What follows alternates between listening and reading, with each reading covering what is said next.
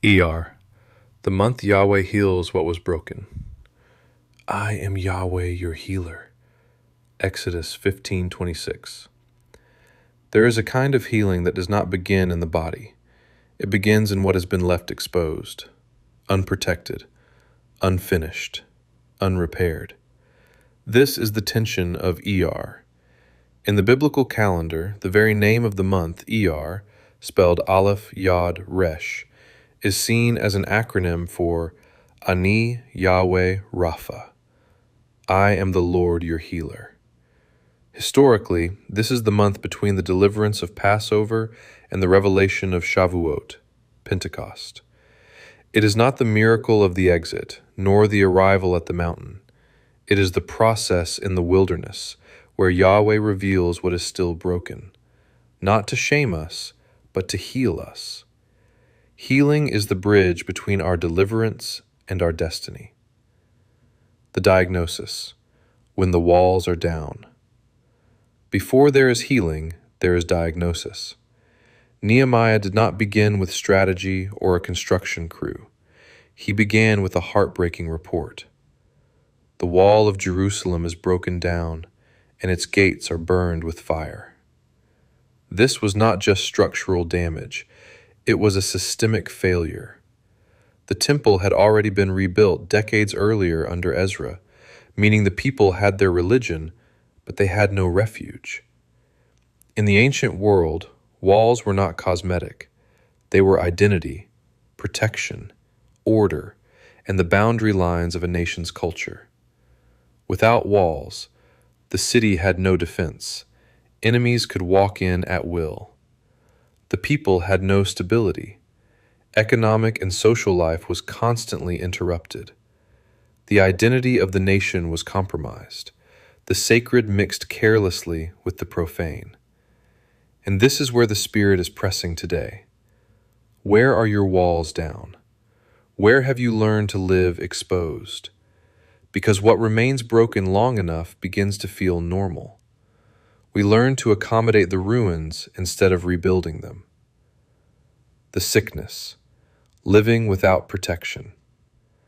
A city without walls is vulnerable to anything: intrusion, confusion, fragmentation. The same pattern repeats today in our modern lives. Lives without boundaries, leading to burnout. Families without alignment, leading to relational decay. Communities without shared vision, leading to division.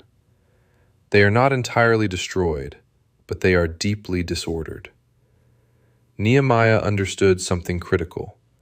This was not just a construction issue. It was a spiritual condition.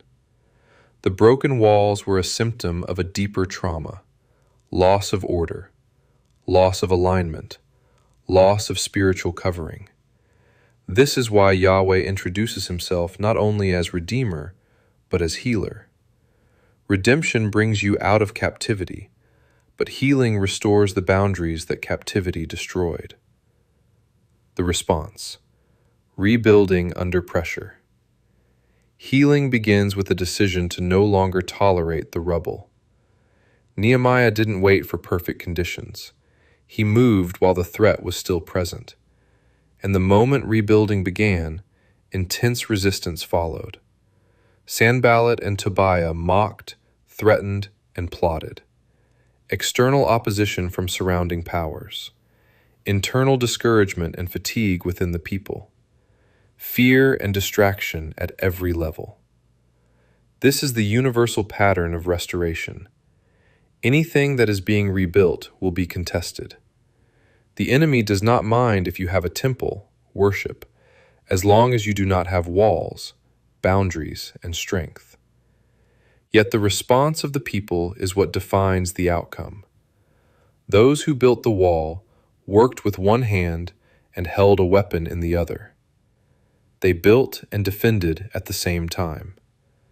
They did not separate the spiritual, the weapon, from the practical, the trowel. They understood this was not passive healing. This was participatory restoration. Furthermore, they used a brilliant strategy. Each family rebuilt their own section. They didn't focus on the whole city. They just focused on the ruins directly in front of their own homes. This is how Yahweh heals. Not all at once, but faithfully, section by section, starting with what is right in front of you. The process: healing through structure. The wall was miraculously completed in 52 days, not because conditions were ideal, but because alignment was established. This is the hidden principle of Iyar. Healing is not only supernatural, it is structural. Before Nehemiah, the people had worship, but they had no structure to sustain it. Yahweh restores in a vital sequence. 1. Identity and worship, the temple. 2. Structure and boundaries, the walls. Spiritual fire without structure quickly burns out or becomes chaotic. Structure without spirit becomes empty legalism. True, lasting healing requires both the presence of God and the practical boundaries to steward that presence. The result: a reformed people. When the wall was finished, something unexpected happened. The story didn't end in a mere construction celebration. It moved into a massive spiritual reformation. The people gathered in the square. The word was read by Ezra. Deep conviction came over the nation. Covenants were renewed and alignment was restored. Because the goal was never just a wall. The wall was simply the container. The goal was a reformed people who were strong enough, safe enough, and aligned enough to carry the presence of God into the next generation. The pattern for today: healing begins with you. Iyar is not just a historical reflection. It is a present invitation. Yahweh is still asking. What have you tolerated that should have been rebuilt? Where have you waited for perfect conditions to start healing? What is your section of the wall? His strategy of restoration has not changed. It is progressive and sequential. 1. You, healing your internal boundaries and mind. 2. Your family, restoring your immediate household. 3. Your community, bringing strength to your local body. 4. Your ethnos, impacting your culture and sphere of influence. But it begins with you, not when everything is ready, not when the opposition stops. Now. The invitation of Iyar. Iyar is not about the spectacle of a sudden miracle. It is about consistency, discipline, faithful rebuilding, day after day, like the counting of the Omer, which happens entirely within this month. Stone after stone, like the rebuilding of the wall of Jerusalem. And in that daily, gritty, faithful process, something profound happens. Healing is released. It is not always instant. It is not always dramatic. But it is real.